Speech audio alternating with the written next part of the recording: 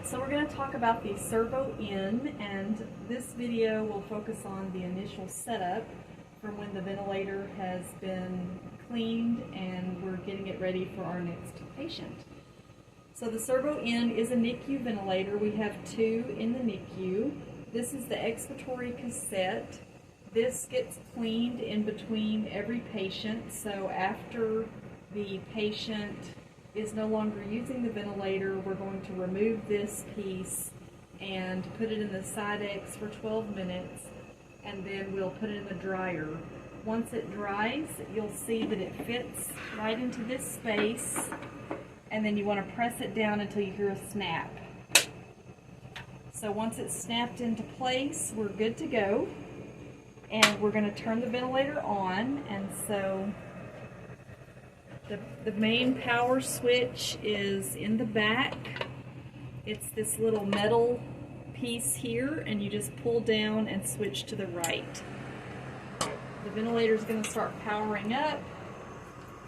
We have our air and our oxygen plugged in, as well as our electricity. So now we are ready.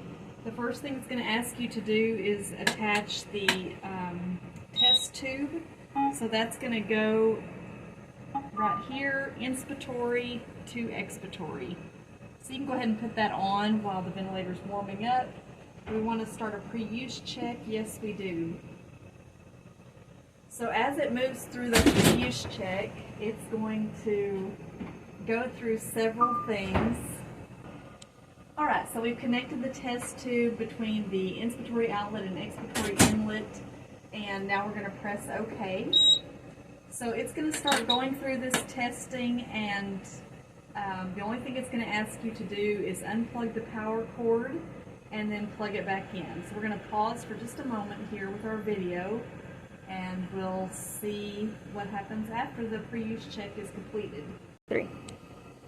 Okay, so the next part of the test, it passed the initial pre-use check. The next part is the patient circuit test. We're going to skip this part, and the reason why is you can see right here it says connect the complete patient circuit including all accessories.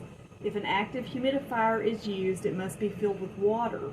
So we always want to make sure that our humidifier is filled with water. Then we're going to do the patient circuit test, and I'll show you where to do that on the next screen.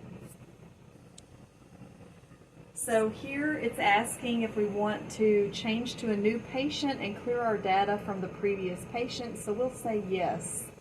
So we have not yet put the circuit on, but I just wanted you to note here that our pre-use check passed, but our patient circuit test has not yet been performed. So once we attach the circuit, the ventilator will be on standby and will look like this in the equipment area.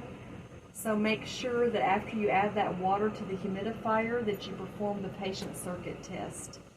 Next video we'll talk about the different options for ventilation and non-invasive ventilation in the neonate with the Servo-n. Thanks.